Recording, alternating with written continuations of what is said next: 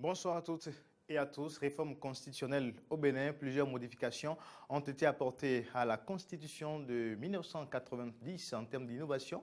On aura désormais au Bénin, bien sûr, un vice-président à partir de 2021 déjà. Il est également dit dans cette Constitution, et bien sûr, l'organisation des élections générales, la limitation à 3 du mandat législatif et bien d'autres. Mais selon les Foscori.Bénin émergents, principal parti d'opposition, et bien sûr, c'est une révision précipitée, mais au sein, bien sûr, des blocs qui supportent le chef de l'État. On apprécie ce qui a été fait par la 8e législature, dont la légitimité est quelque peu contestée, puisque tout le monde connaît les contestes, les circonstances dans lesquelles cette législature a été donc, bien sûr, installée et à partir des élections d'avril 2029. Est-on en face, effectivement, d'une avancée démocratique ou d'un recul? La question sera posée à l'invité du décryptage. Il s'agit bien sûr de Janvier Soussou. Il est membre fondateur du Bloc républicain. Monsieur Soussou, bonsoir. Bonsoir, monsieur. Merci d'avoir accepté notre invitation. Non, c'est moi. On a le premier siège. Monsieur Soussou est fonctionnaire d'État, ancien président du mouvement L'Éveil béninois, trésorier général adjoint du CCJC, cadre de concertation des jeunes et bien sûr des collines, fonctionnaires d'État. Janvier Soussou, encore une fois, bienvenue à vous dans les locaux de Diaspora FM et également de Eden Télévision. Alors, avant de commencer, vous êtes acteur politique, membre du fondateur du Bloc républicain. Dites-nous d'abord, Tout à fait. Que pensez-vous de la révision constitutionnelle?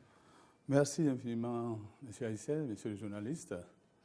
Je dis que la Constitution a été du moins toilettée. Elle n'a pas été révisée.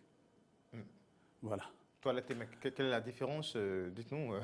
Il y a eu des modifications. Il y a eu déjà. des modifications, certes. Alors, c'est des modifications. On a amélioré ce qui était. On n'a pas modifié, on n'a pas touché aux articles. Par exemple, le mandat du président de la République est toujours gardé en l'état. Bon, moi, c'est un toilettage. On a amélioré ce qui était. Voilà. Et je dirais pour moi que si la Constitution était une jeune fille de 29 ans, c'est maintenant qu'elle a été touchée, donc elle a été déviégée, si on allait le dire là, par l'éloquent président que j'ai à la tête de la République. Tous ceux qui ont pris par là n'ont pas pu le faire. Non, mais les juristes ont certainement leur point de vue sur la question, Oui. mais toiletté ou révisé, Oui. on est en face d'une révision constitutionnelle, M. Soussou. Non, moi, je ne trouve pas que ce n'est pas une révision constitutionnelle, ça. Non, c'est un toilettage. En tout cas, c'est votre position. Tout à fait. Et parlant maintenant du toilettage, Oui. c'est arrivé, finalement, vous l'avez dit, des régimes ont essayé, n'ont pas pu. Qu'est-ce qui a été la force de ce régime? C'est le silence et dans la méthodologie qui a abouti à ce qu'on a constaté. Est-ce que c'est de la méthodologie ou bien c'est une certaine fermeté? Ce n'est pas une fermeté. Est-ce que c'est parce qu'on tient forcément à faire dérouler, parce que si vous prenez la Constitution qui a été votée, en fait, les révisions rapport, les modifications, ou s'il y a cette vote également le toilettage, on remarque quand même qu'il y a beaucoup de points qui se retrouvent dans le document qui, à 30 ans, a été transféré à l'Assemblée en 2017 et qui n'a pas pu aboutir. Je ne dis pas non. Est-ce que quand on regarde tout ce schéma ici, est-ce qu'on ne voit pas que c'est peut-être... un forcing, c'est ça que vous voulez dire? Bon, je ne pense pas. Tout ce que vous avez constaté là, c'est ce que le président de la République, au cours de sa campagne, mettait dans la tête des Béninois. Et c'est ce qui s'est passé. C'est ce que vous avez constaté. C'est toujours pour le bien du pays qu'on en est arrivé là. Voilà. D'accord. Alors maintenant, quand on va essayer de creuser un peu, aller quelques points par point. Mais en entendant, dites-nous, on est parti du dialogue politique pour une réforme constitutionnelle.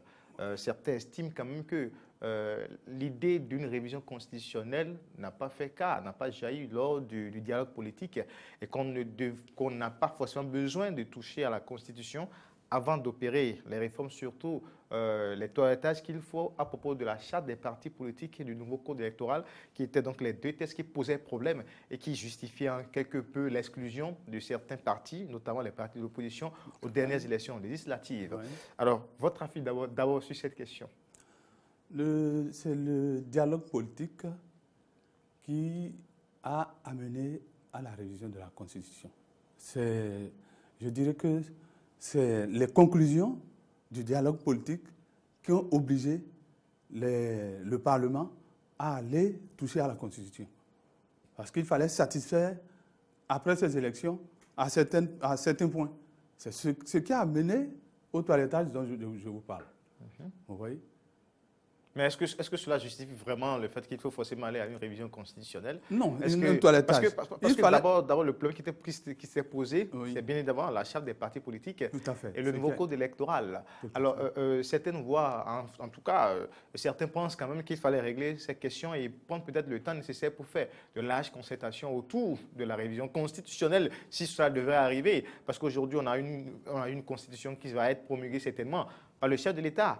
Mais autour de cela, il n'y a pas eu beaucoup de débats. Raison pour laquelle il y a beaucoup de débats maintenant, alors que ça a été déjà voté à l'Assemblée nationale. Est-ce que vous pensez que c'était la condition sine qua non, la mise en œuvre des représentations du dialogue politique, il faut forcément aller à une révision constitutionnelle? Oui, c'est ce que je disais tantôt. Je dis, si nous voulons régler ces problèmes-là, il fallait aller en même temps toucher à la Constitution, faire le toilettage.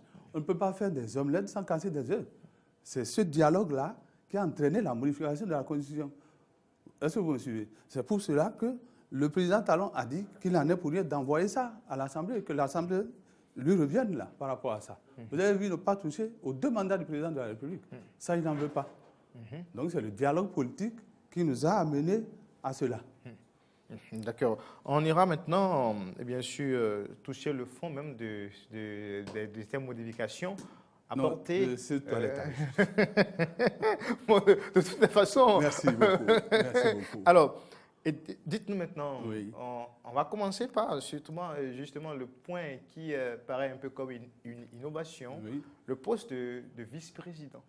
Le poste de vice-président, je pense que en Côte d'Ivoire, il doit y avoir aussi un vice-président. Ils ont été plus vite intelligents que nous, peut-être je vais dire, mais j'ai trouvé en cela c'est très salutaire. Vous voyez, quand le président de la République sera par exemple invalide, qui va diriger le pays? Selon l'ancienne constitution, qui vient d'être toilettée, je pense bien que c'est le président de l'Assemblée nationale. C'est pour un délai de 40 jours, si j'ai bonne mémoire. Admettons que nous allons à cette élection-là, après l'incapacité du président en exercice, nous allons à cette élection et il faut y aller à un deuxième tour, par exemple. Puis, là, une mésentente, par exemple, ça, la Cour constitutionnelle vient là. C'est le président de la Cour constitutionnelle qui prend encore. Nous engageons encore des dépenses sur dépenses. Je ne sais pas si vous comprenez un peu ce que je dis. Ça veut dire qu'on reprendra encore peut-être des élections. Est-ce que vous voyez? Ça, c'est de l'argent qu'on met dedans. Cet argent-là pourrait déjà servir à faire autre chose. Si nous prenons déjà on porte déjà, comment dirais-je, on pense déjà à la chose en chose. Et, du coup, on prévoit ça et puis on amène un vice-président. Pour moi, c'est salutaire. Là, on n'aura pas forcément ça un discours politique, vu que vous êtes membre républicain. Du tout pas, du tout pas. C'est pas purement politique. Non, c'est pas politique, c'est pas politique. Si c'était politique, les Ivoiriens ne l'auraient pas fait avant nous. Mais ce n'est pas forcément les mêmes réalités aussi, M. Sossou. Non, il faut penser à ça. Si nous devons dépenser de l'argent pour ne rien faire, je pense qu'il faut en économiser pour faire de bonnes choses. C'est ça pour moi. Donc c'est plutôt une avancée. C'est une avancée. Quand même que c'est une avancée. Une avancée terrible, si vous pouvez parler en ces termes. Ça permet. Je pense que ce vice-président va. Comment vous appelez j'oublie, permettez-moi. Sera élu, non, en tandem avec. Non, je parle de. Le poste de vice-président. Non, pas du poste de vice-président. Passez-moi le mot, comment l'appelle-t-on? Madame, c'est Lawson, non? Véronique. Véronique Lawson. Voilà. Elle est présidente de quoi actuellement là? Elle a géré un peu les histoires, la commission qui était... Non, la décoration, je parle de décoration. L'Institut. La chancelière. Voilà, la chancelière, je parlais de la chancelière. c'est Madame Koubourat. Voilà, Koubourat aussi. Voilà, je pense que c'est elle qui est là aujourd'hui. Mais ce poste-là, d'ici à là, va partir. Ça, c'est des institutions budgétivores. Il prendra cette place-là.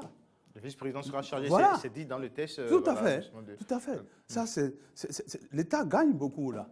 Voilà. Mais en termes politiques, quelle implication désormais? Pardon? En termes politiques, oui. Au niveau des partis politiques, au niveau de l'animation, quelle implication désormais? Le fait qu'il y ait l'instauration du poste de vice-premier ministre. Oui, justement, et comment cela pourrait se faire pour quand même que au sein de la classe politique, ça soit quand même effectivement une innovation. Au sein de la classe politique, comment ça doit se faire? Les modalités? Les modalités, non. Il sera élu en entendant avec le chef de l'État, avec le président? Il sera élu avec le chef de l'État. Il sera élu avec le chef de l'État. Il sera bien élu avec le chef de l'État. Très bien. Alors, on en arrive maintenant à d'autres points également. Oui. La limitation à 3 du mandat législatif. Ah oui. Et désormais, voilà.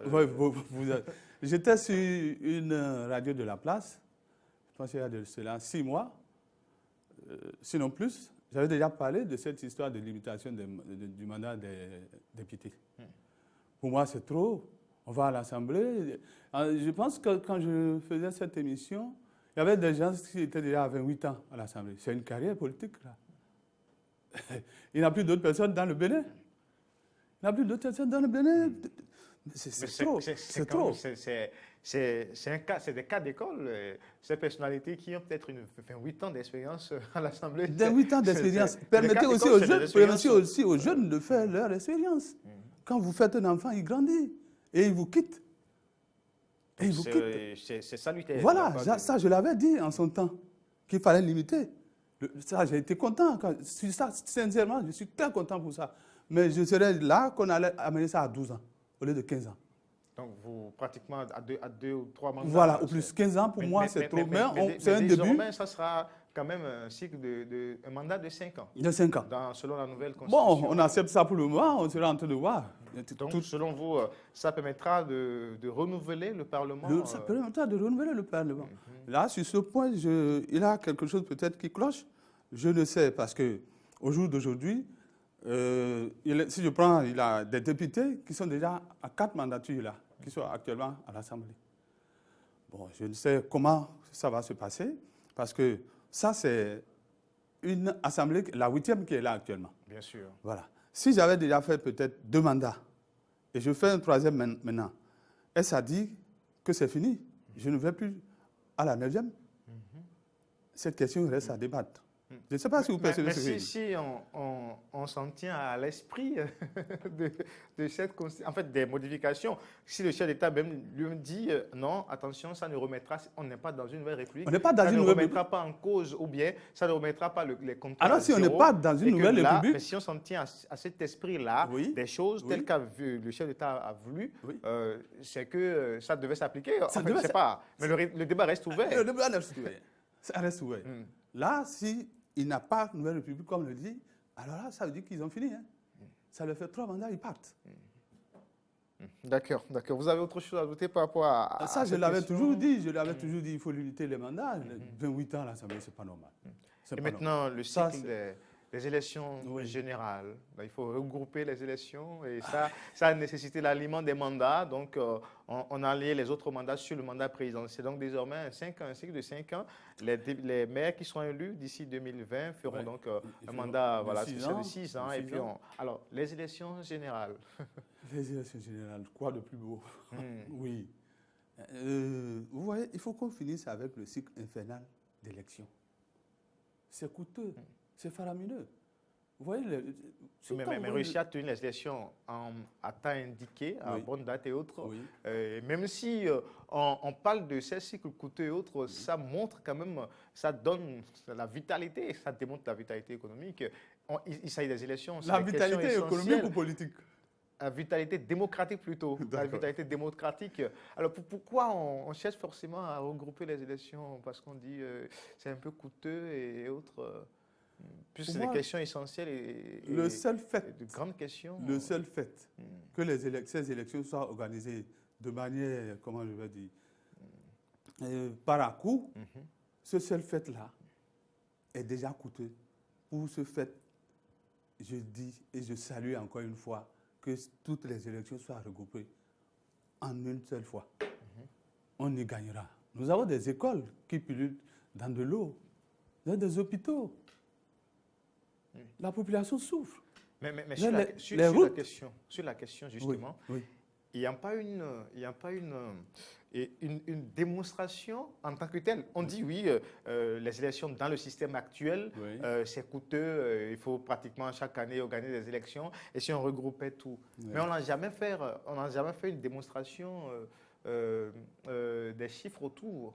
Est-ce que c'est parce qu'on va faire une année électorale où on va regrouper les élections générales, ça deviendra automatiquement moins coûteux? C'est naturel. Mais cela peut se révéler peut-être plus coûteux que le système actuel. Non. Parce que sur ça, il n'y a pas eu un vrai débat, on n'a pas pu démontrer. Les élections nous coûtent quoi aujourd'hui? Ça ne vient que de commencer. Vous avez le temps de le constater, monsieur le journaliste. En fait, c'est des questions que je pose. Il faut se poser des questions. Nous coûtent quoi aujourd'hui? Ce n'est que le début, on a amorcé.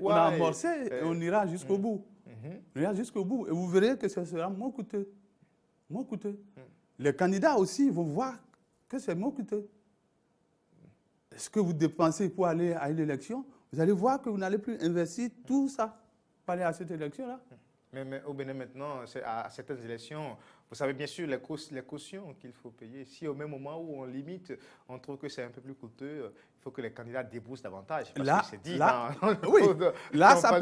permettra. 240 ou 200 millions avant d'être président, par exemple, et autres. Et qu'au même moment, on cherche quand même à réduire les dépenses pour l'État et que les particuliers doivent débourser. Les candidats doivent débourser davantage. Cela va permettre à ne pas avoir de candidatures fantaisistes. Est-ce que c'est le seul moyen? Une barrière plutôt économique ou coûteuse? Quelqu'un qui n'a pas un chef, quelqu'un qui n'a pas un chef, a suffisamment la maturité qu'il faut. Je ne vous arrête pas. Quelqu'un qui n'a pas un chef, il peut avoir un quitus fiscal de quoi? Pour aller à une élection. Il n'a pas une voiture pour payer la TVM. Il va payer quoi pour avoir un quitus pour aller à une élection? C'est ça le problème. Il faut pouvoir arrêter et voir, regarder dans le téléviseur et voir ce qui se passe. Et arrêter d'essayer. Les candidatures fantaisistes, c'est fini. Mais candidature fantaisiste, mais des cautions aussi, pas fantaisistes. Il ne va pas à une élection présidentielle, c'est celui qui peut. Galopante, pour dire exponentielle. Non, je ne pense le Bénin pas. a innové en la matière. En la matière, ce qui permet... Le seul pays au monde où... Ce n'est qu'un début. Vous allez voir beaucoup de pays nous emboîter les pas sur ce que Patrice Talon est en train de faire pour le pays. Allez-y le noter quelque part. Vous allez m'appeler pour me dire, Monsieur Sossou, c'est vrai ce que vous m'avez dit, ce 5-là. Mais l'image que le pays projette aujourd'hui n'est pas tout à fait ce que vous... Les débuts sont toujours difficiles. Les débuts sont toujours difficiles. Je dis, il faut que le peuple béninois accepte que nous souffrons maintenant pour que nos enfants en bénéficient demain. Moi, c'est ma logique. Que je souffre aujourd'hui et que ma progéniture là, qu'elle puisse être à l'aise et vivre aisément. D'accord, mais la question des femmes également, la discrimination positive. Super. Les femmes, Dieu nous a donné la vie, hein. Personne ne vaut plus que l'autre. Hein. Dieu nous a donné la vie. On est égal devant Dieu et devant la mort. C'est salutaire d'avoir déjà pensé à une femme par circonscription électorale. Là, on passe maintenant à 109, le de 83. C'est salutaire. Vous n'avez jamais vu dans une classe de 20, 50 personnes, une femme être la première de sa classe? En Sierra Leone. On n'a pas vu une femme, elle a été élue, elle a fait 2 mandats. Et même au Rwanda aussi, voilà. Le Rwanda est allé très loin au niveau du Parlement. Voilà. Il est temps qu'on puisse s'arrêter. Mais est-ce qu'au nom de l'émancipation, est-ce qu'il ne faut pas laisser les femmes se battre? Parce que les femmes réclament toujours, on parle d'émancipation et tout, mais il faut laisser les femmes se battre aussi. Elles seront sur les listes. Est-ce qu'on a besoin de faire cette de faveur à la femme? Est-ce que quelque part... C'est une manière de les booster. C'est une manière de les booster. C'est une manière de les booster pour qu'elles disent, ah, il faut qu'on se prenne aussi au sérieux. Encore qu'elles sont plus nombreuses que nous, les hommes. C'est ça. Ça, vraiment, je tire chapeau à cette 8e législature-là. Voilà. D'accord. Alors, on a essayé quand même de parcourir un peu. C'est vrai qu'il y a beaucoup d'autres points. On nous serait tout dit maintenant. Mais on parle un peu, on fait un peu des analyses. Oui. Alors, aujourd'hui, Oui. nous avons la réforme apportée au plan constitutionnel. Et puis, j'avais évoqué la question en début d'émission. On a eu un Parlement aujourd'hui dont la légitimité est contestée, surtout par l'opposition. Et puis, la 8e législature, qui a été élue dans des conditions que tout le monde connaît. On a été obligé d'aller à une loi d'amnistie par rapport à ces événements d'avril et puis après les élections et tout aujourd'hui. Il n'y a que deux partis ou deux blocs, deux grands partis à l'Assemblée nationale, donc deux partis représentés sur les presque, en tout cas pour le moment, 9 ou 10 partis légalement reconnus selon la nouvelle charte des partis politiques. Et puis aujourd'hui, c'est ce Parlement qui opère ces réformes. Est-ce que l'opposition n'a pas raison de dire qu'elle ne reconnaît pas la réforme et que cette révision est une révision précipitée de la Constitution? Le PCB est allé jusqu'à parler de coup d'État constitutionnel. Monsieur Soussou, Janvier Soussou, mon fondateur du Bloc républicain, que pensez-vous de cette déclaration? Permettez-moi, je demande que Dieu pardonne ceux qui pensent cela de cette législature-là. Dire ce genre de trucs, ce n'est pas aimer son pays. Sur des chaînes, j'ai entendu beaucoup plus que ce que vous venez de dire. La dernière fois, on est allé dire que le président est décédé, on ne le voit plus. C'est dangereux. C'est dangereux. Quand moi j'entends tout ce qu'il dit, je résume pour dire, comme je dis, que Dieu le pardonne. Que Dieu le pardonne. En quoi tout ce qui a été toiletté là est mauvais pour ce pays?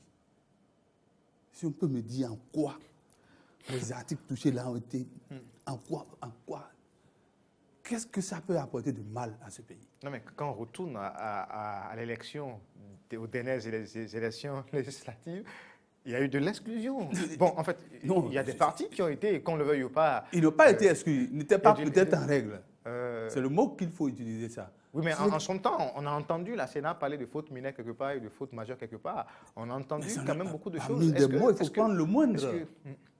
Parmi des mots, il faut prendre le moindre pour qu'on avance. Mais est-ce qu'on a aujourd'hui un Parlement représentatif? Super représentatif. À 22% super représentatif. Voilà. En fait, c'est des points qui fâchent, qui continuent de fâcher l'opposition et qui montrent que au moment où il fallait être en règle, les gens s'occupaient à faire autre chose. À parler de l'affaire ICC, de l'affaire on a trouvé de l'argent, je ne sais quoi, à Tokolibé ou bien on se balade dans Est-ce que le processus de conformité en ce moment de se mettre en règle, s'amusait à aller de quartier en quartier pour bafouer la chose? Ils s'en sont pris à leur piège. Mais est-ce que certains n'avaient pas été facilités un peu? Est-ce qu'on n'avait pas facilité certains au détriment d'autres en ce moment-là? Je ne pense pas. Faciliter quelqu'un, parce que ça paraît quand même trop une coïncidence heureuse ou un peu trop bizarre que les deux partis qui sont proches, en fait, pour le gouvernement, aient pu passer rapidement pendant que d'autres étaient encore. Ça paraît. Est-ce que ce n'était peut-être pas. Ne dites pas que c'est des partis pro gouvernement. Vous pensez que c'est tout ce que Talon fait, que les 83 députés là approuvent? Mais on a vu quand même sur la révision constitutionnelle, c'est 83%. Non, sur le toilettage. Sur le toilettage. Je dis. M. Soussou. Non, c'est ça. Vous ne pouvez. Dites-moi, quand on va sous la douche, on se lave. Vous mettez votre robinet, vous vous lavez. Et ensuite, quoi? Vous faites quoi? Vous prenez votre serviette, vous essuyez le corps. Mais pourquoi vous lavez la serviette après? Dites-moi. Pourquoi vous la lavez? Pourquoi vous la lavez? C'est parce qu'elle est sale. Mais vous vous êtes dit que vous êtes propre. Vous êtes rincé le corps avec. Mais après, vous lavez cette serviette-là. Pourquoi? C'est parce qu'elle est sale. Ça veut dire que tout ne peut pas être parfait. Tout ne peut pas être parfait. Donc, dans ce groupe-là, ne me dites pas que tous sont d'accord avec Talon et qu'à des moments donnés, ils ne disent pas « Ah non, ici, on pouvait faire ça ». C'est ça, une représentation nationale. il faut venir et amener votre touche à la chose publique. Et c'est ça ce qu'ils sont en train de faire, monsieur le journaliste. En tout cas, le débat reste ouvert. Les questions restent ouvertes aujourd'hui. Donc, pour vous, ce qui s'est passé dans la nuit du jeudi à vendredi au Palais, même si certains pensent que au Parlement, même si certains pensent que c'est un Parlement privé du chef de l'État, c'est une avancée au plan démocratique, au regard de tout ce qu'on vient de citer. Le Bénin. Est-ce que le peuple a été suffisamment, bien sûr, consulté au cours de ce processus? Parce qu'à un moment donné, le plan n'était plus que politique. Si le dialogue politique en son temps, certains avaient voulu que ça soit élargi et que le chef de l'État a trouvé non, que c'est purement politique, ça concerne les acteurs politiques et que les acteurs politiques se sont regroupés et ont eu à faire des recommandations. Et maintenant, ces recommandations nécessitent une révision constitutionnelle et c'est passé rapidement. Sans qu'il y ait effectivement un débat aussi large, une consultation large autour. Parce qu'aujourd'hui, si vous êtes descendu dans Didja par exemple, ou vous êtes allé dans les collines par exemple, ce n'est pas évident que les derniers paysans aient une idée claire de ce qui est mis, par exemple, dans la Constitution qui va certainement être, en tout cas, sur le point d'être promulguée, peut-être par le chef d'État après les contrôles de constitutionnalité et autres. Alors, si dans toutes ces conditions-là, un peu tendues, un Parlement qui sort d'une élection vraiment contestée et tout, on en arrive à avoir une modification constitutionnelle, est-ce qu'on peut qualifier ça d'avancée démocratique ou de recul? On peut qualifier ça d'une avancée démocratique. C'est maintenant aux députés d'aller vers leur base et d'expliquer ce qu'ils ont voté. C'est ça. Très bien. Que de se mettre à chercher des poux où il n'en a pas. D'accord. Et qu'on cesse aussi de dire, j'entends certaines personnes qui disent qu'ils sont du soleil levant et que d'autres sont du soleil couchant. Ça me fait rire. Mais ça, c'est de vieilles déclarations. Bon. C'est de vieilles déclarations. C'est ces histoires qui nous ont amenés là où nous en sommes aujourd'hui. C'est ces histoires qui nous ont amenés là où nous en sommes. C'est ça, de l'extérieur, c'est pas normal. Je vois à des moments donnés sur certaines chaînes, des massacres d'autres pays qu'on va présenter. Monsieur Janvier Sossou, merci à vous, merci à vous en tout cas pour vos analyses sur le plateau du décryptage sur Eden Télévision, les réformes constitutionnelles. On en a parlé pour Janvier Sossou, fonctionnaire d'État, membre fondateur du Bloc républicain. C'est plutôt et bien sûr une avancée, mais il demande à la classe politique de faire l'union autour donc des réformes qu'apporte actuellement le président Patrice Talon. Merci à vous d'avoir participé à cette émission. Merci également à tous nos amis téléspectateurs de Eden Télévision. Le décryptage, c'est tous les mardis et jeudis 19h sur vos antennes. Au revoir.